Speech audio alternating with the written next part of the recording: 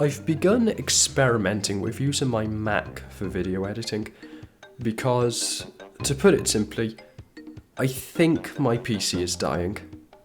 It's been having problems for the last year, but it's degraded to the point that over the last few weeks, most of my Adobe programs have become practically unusable.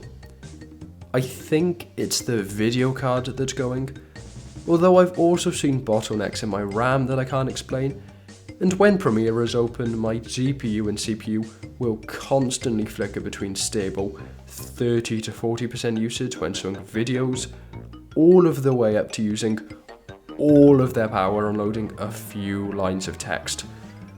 Hopefully the tests end up going well and I can fully migrate. But anyway, Crash Bandicoot has always felt like the third place platformer mascot to me, and I've never loved his games in the same way I have Mario and Sonic's. But now he's in SRB 2, so seeing as all three are now in one game, how does he compare to his platforming rivals?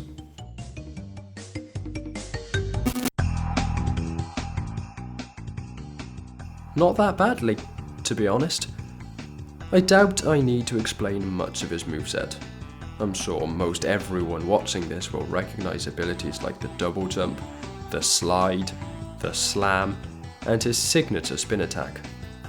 Funnily enough, this is automatically assigned to custom 1 and not the spin button, which is instead used for the slide, although command is available to swap the commands around. In addition to these basic abilities, we have a couple of bonuses. Spamming the spin attack in midair will allow Crash to hover for a short time, while pressing custom 2 will trigger Crash's most iconic ability, a run button. It's called the Crash Dash. It does make him a lot quicker, but I found it also made Crash quite slippery, so it's not really something you can hold on to all of the time. I think the only reason it exists is because Crash is a bit on the slower side. The reason for which I think I can expand upon later. But I think I'd prefer Crash just naturally moving slightly faster instead of needing a run button. In terms of controllable abilities, that's it. Accurate Crash's moveset in his games, simply missing a few of his unlockable abilities from later games, but it's not hugely unique. Crash Bandicoot was a platformer defined by the level, design and difficulty, instead of an expansive or unique moveset like Mario and Sonic. So it's no surprise that Crash is a pretty boring, if versatile character. Luckily, elements of that infamous level design and difficulty have been brought over, and that's where Crash sets himself apart. Firstly, rings have been made practically useless. Just like in the actual Crash Bandicoot games, Crash dies in a single hit from any damage source unless Aku Aku is available, and while 100 rings will still grant you an extra life, they have no bearing on Aku Aku. He can only be found and upgraded through Aku boxes, part of the new box tally mode. In this mode, which is automatically enabled as Crash, all monitors are replaced with the boxes from the Crash games. And this isn't just a visual overhaul either. The new boxes have their effects from the Crash games. Plain boxes are just there to be broken, ring boxes need to be jumped on to receive rings, TNT boxes will explode after a short countdown if you jump on them, and nitro boxes explode instantly. And even the ending tally returns. Destroying a certain number of boxes will net you a reward. Destroy half of the boxes for a level quota to receive an emerald token, or complete the quota to receive a chaos emerald. Unsurprisingly, this box tally fundamentally changes how you interact with SRB 2, because whereas most characters are designed to get you through a level as quickly as possible, the need to fulfill your box quota encourages you to go and explore as many side routes as possible. Crash's movement versatility also helps keep this interesting, because it means that these boxes can be placed all over levels. If you're doing this with Sonic, as an example, you'd only be able to reach a very limited number of boxes, most of which would be out sitting in the open. And so this wouldn't be all that interesting. As Crass though, you can and should be exploring Amy paths, Fang paths, Metal Sonic paths, and even occasionally Knuckles paths in order to find every last box possible. I should clarify at this point that the box tally, at least in the vanilla levels, is calibrated to only include boxes Crass could conceivably reach. It doesn't account for every monitor in a level. In the initial release, it seems that many of the requested amounts were ludicrously overtuned, either because the tally forced you to do some frame-perfect jumps to reach certain boxes, or because the tally would require you to get some that simply were not possible to reach as Crass. I played the 1.1 version of the mod, and while there were levels I got nowhere near the box tally in, that would always be because I didn't explore enough. Generally, most tallies were in the range of 15 to 25 boxes, which is completely doable if you thoroughly explore the level. Overall then, I don't have all that many complaints or recommendations for improvement for Crass's moveset. He's fun to play, even though he's very faithful to his original movesets. All I'd say is that the movement speed is further increased, and he's given some more options to attack enemies. Again, I'll get to why I think Crass is as slow as he is in a moment, but the Crass dash is a clear sign that Emmett Clyde understood he's too slow and took action to provide a potential fix. It doesn't really work, and considering it still acts as a divergence to the original Crass formula, I think they could just remove it and make Crass move slightly faster by default. And now that Custom 2 is opened back up, we could do with giving Crass a ranged attack.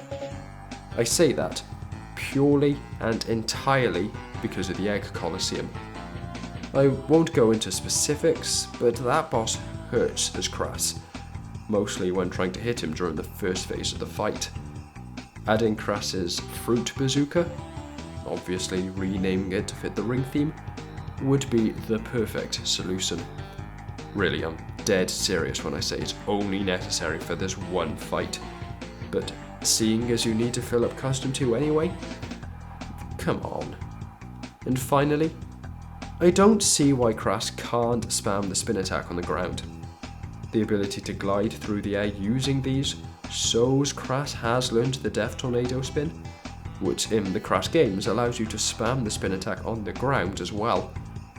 It reduces the number of times you get hit by an enemy because you just barely mistimed your spin attack, and make the moveset feel just a tiny bit more consistent.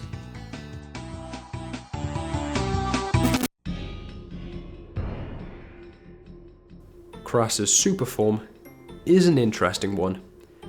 He has nothing I'd say really matches the description of a super form in, at the very least, the Crass games I've played, so you might assume he either doesn't have one, or it should just be a standard yellow version of his base sprites with a higher jump, higher speed and invulnerability, like you see oh so often. That's only sort of the case. When I first turned Super as Crass, I was surprised to see an animation where it looks like Crass bonds to Aku Aku, which is what gives him the super form powers. I think Aku Aku is some sort of god or something, so it feels like a smart choice on Emmett Clyde's behalf to adapt his temporary invincibility power-up into a full super form. You can make up your own story about how this was only possible long-term due to the effects of the Chaos Emeralds or something. As I just alluded to, you get all of the standard super form buffs like invincibility, but you also get the ability to spam the spin attack. Seeing as I was just saying this should be part of his moveset by default, it feels like a pretty lame attempt to throw something extra into the super form. So really, outside of the permanent invincibility, and with just a very slight reduction in top speed, this super form actually feels more like what base Crash Bandicoot should be than an extra powerful new mode. At least it looks cool though, and I'll never really complain too much about a super form. They're only very minor aspects of a character, and they are rarely that creative a concept for a more powerful version of the base character.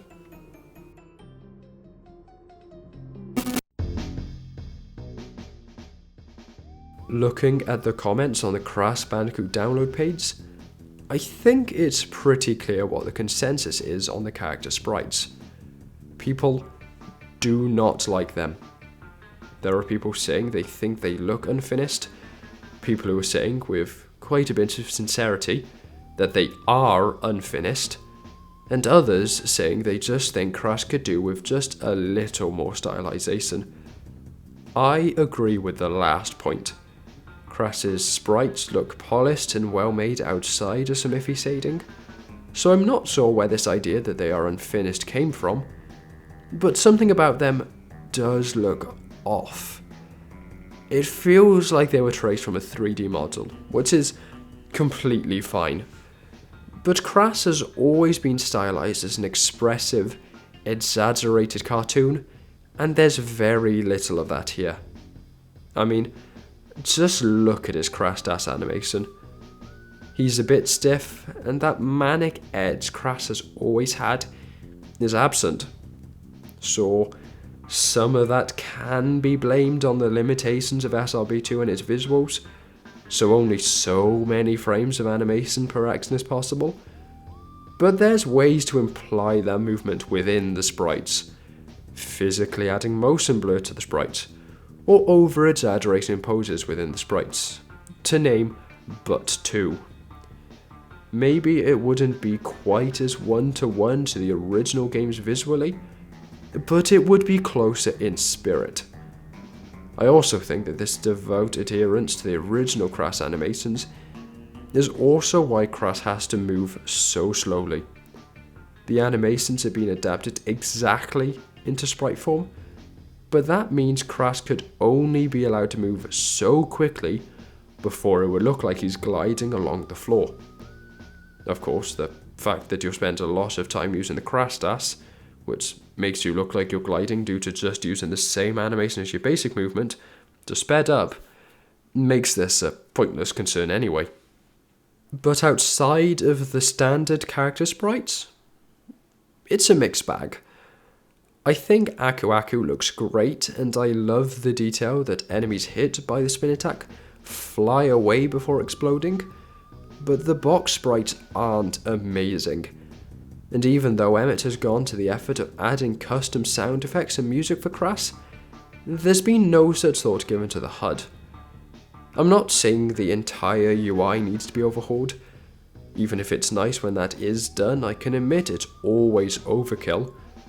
But the box tally at least could take some cues from Crash Bandicoot UI, instead of just being this orange text in the corner. I think the super transformation sprites are nice, and I love the fact that certain forms of death, such as burning or suffocating in space, will cause Crash to have custom death animations, just like he did in the original games. So clearly, there's been a lot of work done towards the graphics. It's just that some odd decisions made when approaching how to sprite the character that has let the whole thing down.